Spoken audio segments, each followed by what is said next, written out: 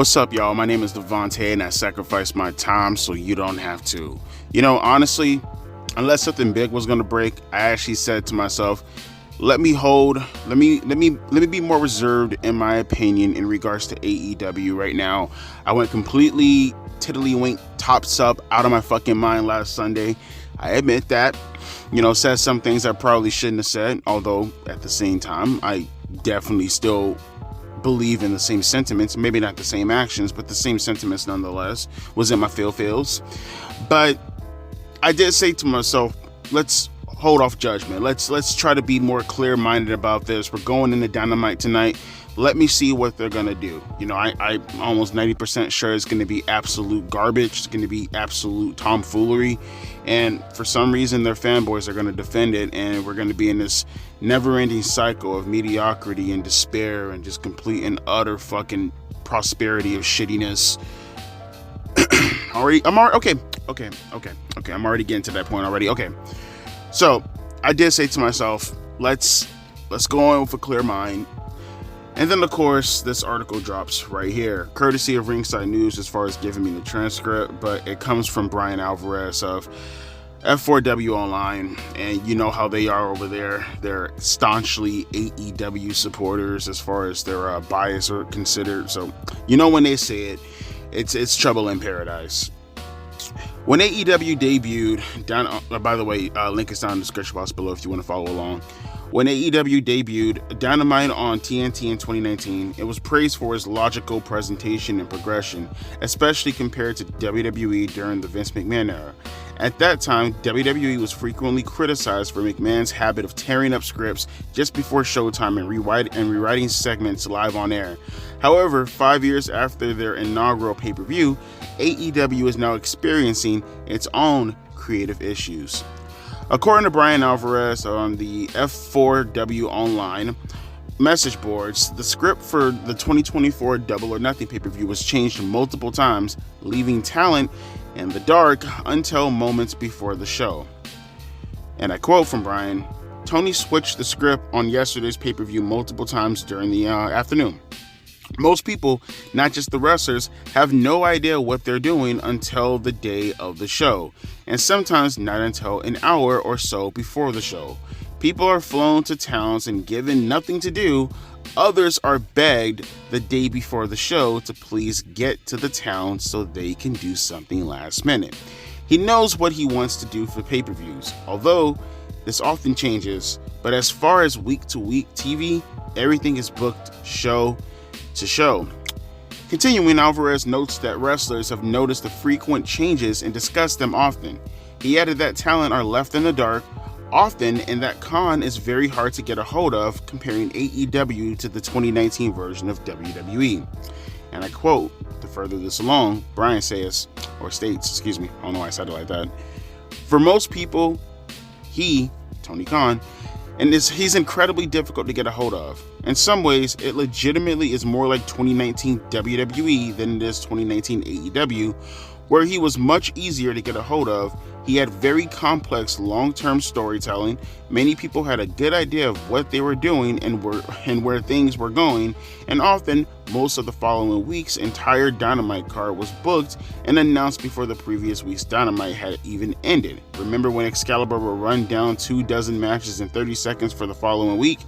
It's night and day the changes, and people who work for the company in all roles from the wrestlers to the office talk about it all the time." So essentially, they just exposed Tony Khan for pretty much being and I find this very apropos, AEW fans. And again, this is coming from Brian Alvarez, a guy who most would probably say, along with his other compadres and affiliates such as Dave Meltzer, let's just put it this way: if there was no tissue around, Brian Alvarez will offer his tongue if it meant trying to get a lick of that Tony Khan taint, right? So we know where his, camaraderie lie, if you will. You know where his bias lies as far as how he perceives both wrestling companies. He likes AEW more than he likes WWE, is where I'm getting at. So for him to actually go out of his way and put out such an excerpt, it speaks volumes. And this kind of turns to the AEW fanboys, and we come to question your stance on this issue, considering that this was the biggest discrepancy when talking about Vince McMahon. I mean, obviously, prior to the stuff that came to fruition with Janelle Grant, we're talking strictly Vince McMahon, the creative genius, in quotations, right? Back in 2019, back in 2020, back in 2021. And mind you, just to throw it out there, I feel like I say this after every video that I'm criticizing AEW on. At one point, I would consider myself a hardcore AEW fan. Back in 2020, 2021, I consider myself maybe not a hardcore, maybe that's a little bit of a stretch, but damn sure an AEW fan, right?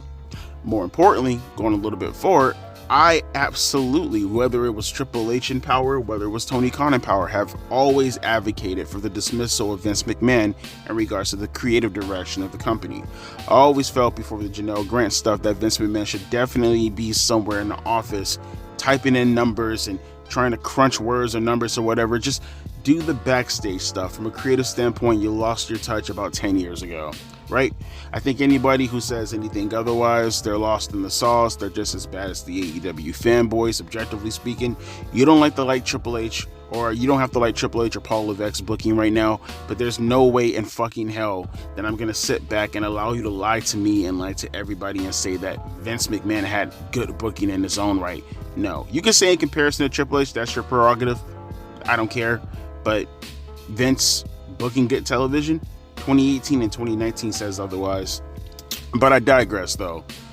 That was the massive complaint in comparison to the AEW product to WWE, especially with the backstage stuff that was going on, right? The morale was up in AEW, right? WWE, it's like walking on eggshells. Vince McMahon, he rips up scripts every time. You know, you look around, you think you have a plan, but then next thing you know, you're not even on the show. And then he calls you back when you already landed inside your home state to come back to the fucking show 5,000 miles away from your original home base, right? That was the criticism. And by the way, rightfully criticized. Makes all the sense in the fucking world. Absolutely, right? I'm not a Vince McMahon stan, not even a WWE stan, none of that shit. Right is right, wrong is wrong. I can put myself in other people's shoes and I can see where the fuck they're coming from when analyzing the situation. I'm not a fanboy. I'm never going to be lost in the sauce. You mean to tell me now that Tony Khan is doing it? Does that now make it a good thing? Right? I feel like that's important to ask because now Tony is deliberately doing the exact same thing Vince McMahon was doing with half the intuition of knowing how to actually book a show. See, Vince's creative has always been fucking terrible. You can even argue to a certain degree that his producers, as far as him having a mighty fist ringed around their fucking neck, you know, as far as, like I'm a tyrant, everything's gonna go the way I want it to go. As bad as it is, one thing you can never argue in regards to Vince McMahon, maybe as far as plot holes are considered within stories, but logic always prevailed. Again, plot holes may be prevalent within a story, but for the most part, the right superstar went over because of the right situation, right? Say whatever you will about Vince McMahon, you can hate him, love him, whatever. The right superstar 90% of the time went over because logic always prevailed when the booking was determined as to whether or not a superstar was going to go over or whether or not they were going to lose. You can't say the same thing about AEW. Take Sunday for an example, and you see the thumbnail. There's a reason why I made the thumbnail the way I made the thumbnail. You mean to tell me that the guy who got shot with a flamethrower, you know what a flamethrower is? A flamethrower is something that you have to type a cheat code in order to get a hold of in GTA back in the days, maybe even nowadays, but for sure back in the days. You have to type in a cheat code in order to get a weapon wheel in order to use a flamethrower in a fucking video game. And here's a guy coming out and just using it. And he blasted Jack Perry with that flamethrower. He blasted his ass. Caught on fire and everything. That guy who used the flamethrower lost the match. Now, obviously, you take other things into consideration too, like Jack Perry attempting to murder Darby Allin. Now, mind you, I have no solace, I have no reasoning. You know, it was dumb when it was happening with Roman Reigns and Braun Strowman a couple of years ago, but at least you could say that, okay, Roman Reigns trying to murder Braun Strowman was months after torment from Braun Strowman, right? Him putting him in the ambulance and then crashing it was months afterwards. Kane and Shane McMahon. Kane legitimately tried to murder Shane's mom. He broke her neck in story. That was the catalyst for all the stuff that took place between Shane and Kane trying to one-up each other as far as trying to murder each other. Darby Allin wasn't even originally in the match. And here you have Jack Perry trying to murder him. And for those who are going to be like, well, Devontae, don't you know the long-standing history between Jack Perry and Darby Allin? Oh, you mean last year when they had that one-off match in a fatal four-way where the most devious thing Darby Allin probably said to Jack Perry was that he had too much handed to him? You mean that one?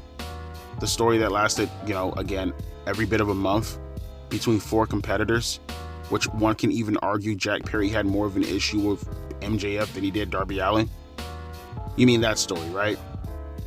That's the story that you're going to look at in regards to coping, as far as saying the history should be taken into consideration when talking about why Jack Perry is trying to murder Darby Allin and vice versa.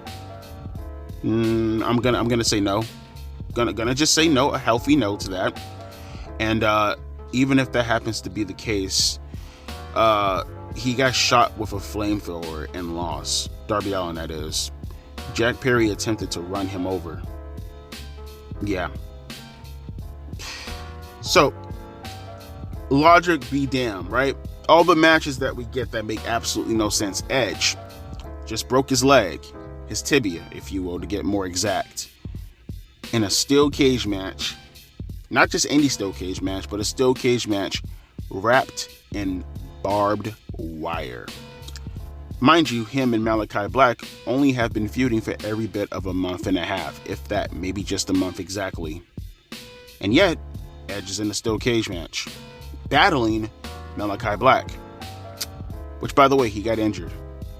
Did I mention he got injured a few seconds ago? Because he got injured in a match that never needed to happen to begin with, because it made no sense, because it was their first encounter.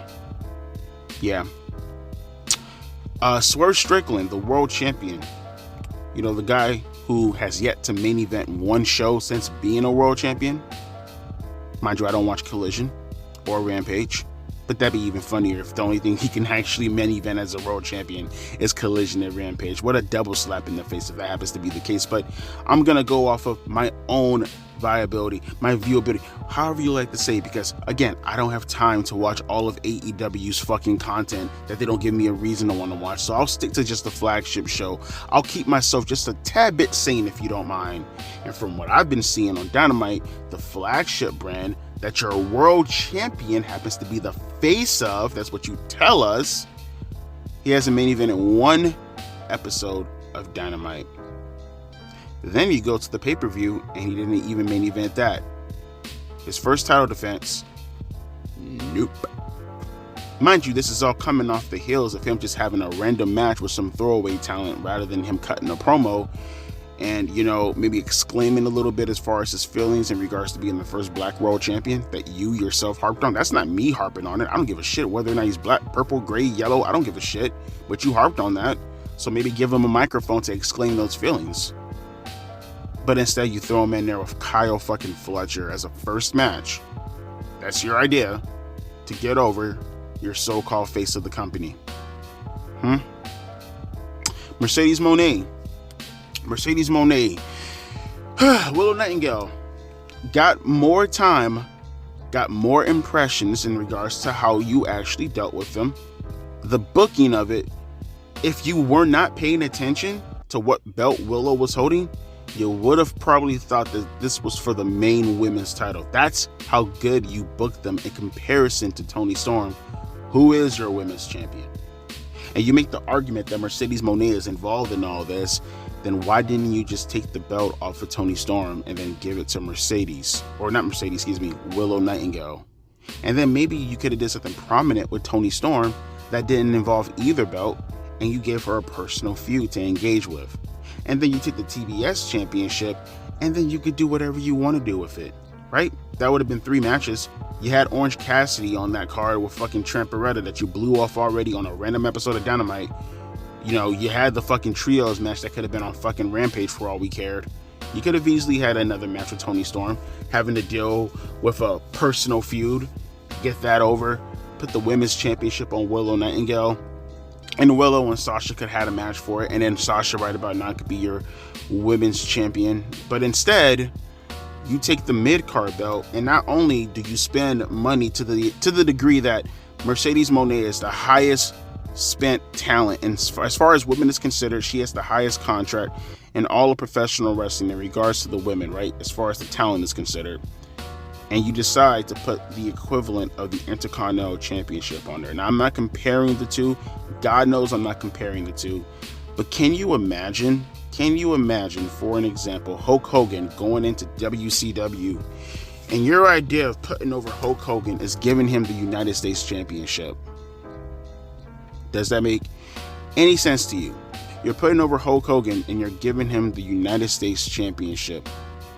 Oh, but that's okay because your world champion happens to be Ron Simmons. Does that make any sense to anybody? Anybody? Ron Simmons is the world champion, but Hulk Hogan is the United States champion? No. Booking sounds completely fucking weird. Sounds awkward. Sounds insane. But in Tony Khan world, that's just the norm. Now you see where I'm going with this, right? I'm mapping out everything that you say. I probably went through 4 feuds right there, right? 4 superstars.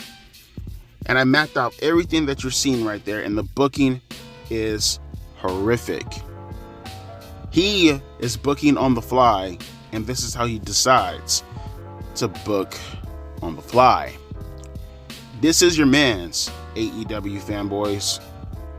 I'm so curious how you actually sleep at night and you think about professional wrestling. Let's just say professional wrestling happens to be the last thing on your mind because you have no other responsibilities. You know what I mean?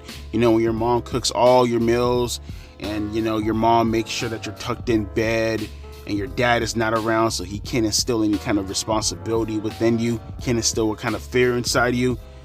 You know, you get mad at your mom for opening your door and she catching you. I get it. I understand. Don't let me be the one to rain on your parade. You know, but I know some of you actually, at least for the most part, think about professional wrestling, right? At any given point in time of day.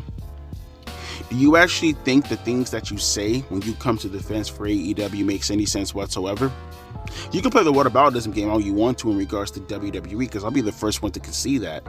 I'll be the first one to concede whatever point you want to bring up about WWE, because my main focal point, whenever discussing AEW, as far as a comparison to WWE, I said it once and I'll say it again, contrary to belief, because you have people who hate the fact that I talk about AEW in a negative light and they can never engage with any of the talking points.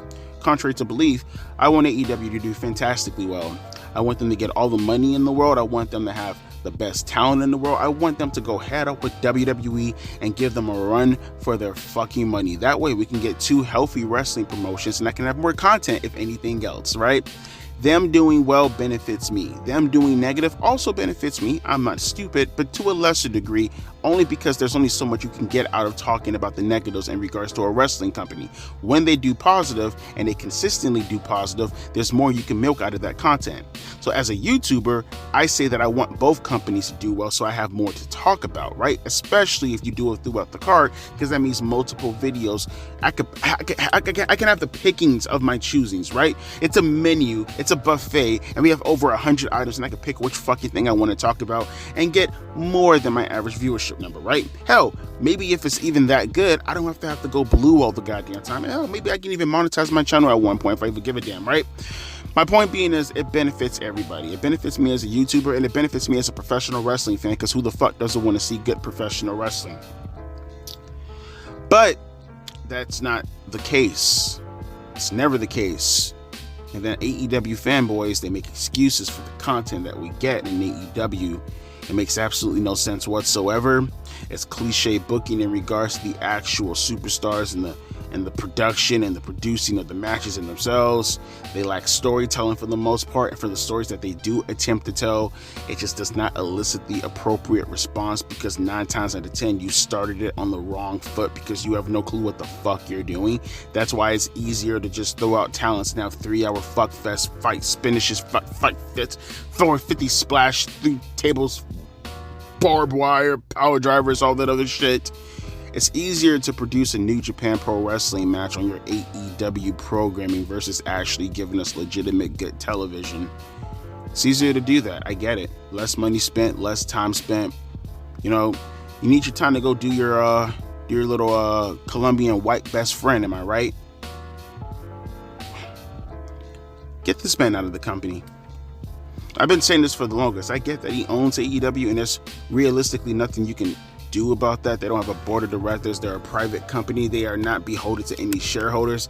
That is Tony Khan's company. I mean, it's his dad's company, but his dad essentially bought him the toy. That's about as much as his company as, for an example, your parents buying you a PS2 or a game system. It's yours, but they bought it. That's Tony Khan. Realistically, you can't get him out of the spot, but just saying overall, get him out of the spot, man. He literally benefits the company at a net negative. He brings nothing to the table, and now he's starting to go into Vince territory while being as bad as he is right now. Your 5 years can only work so much, okay? Your 5 years, you can only use that fucking talking point so much. Eventually, like I said, when they're 20 years old, and WWE is now 90. Is that still going to be the exact same excuse? You can only use it for so long. AEW is failing. Metrically, they're terrible.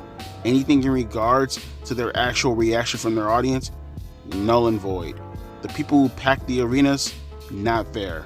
Superstars injured left and right, contracts ending left and right, shows being written day by day, hour to hour like it's Vince McMahon, and still making no sense whatsoever. By the way, another charm of Vince McMahon. Just get him out of the position. Just get him out of the position. If we can advocate for Vince to get out of that, then why the fuck can we advocate for Tony Khan to get out of that? We are consistent with this, right? Again, he's a problem. He does more detriment to AEW than he does good. Get him out of the position. What has he done to warrant anything? He doesn't know the business. He doesn't understand the business. The extent of his knowledge is what he and his friends talked about on those message boards. The extent of his knowledge is how much money he spent on that contract when trying to pick a number one talent in his GM mode in SmackDown vs. Raw 2007 at the age of what, maybe, I don't know, what, 26 maybe? 25, 24? He doesn't know what he's doing. He's not a booker. He's not a boss. He's not a leader. He's a mark. He's me and you, but with $1 billion. Never, ever forget that. Tony Khan is me and you, but with $1 billion. My name is Devontae, and I'll be seeing you guys later on tonight for the Dynamite review. Cross your fingers. Maybe this video could just get erased. Maybe something might happen tonight that makes me feel like, oh, this video just feels like it was for nothing. Only one way to find out. Tune back in later on tonight. Deuces, P. Ice.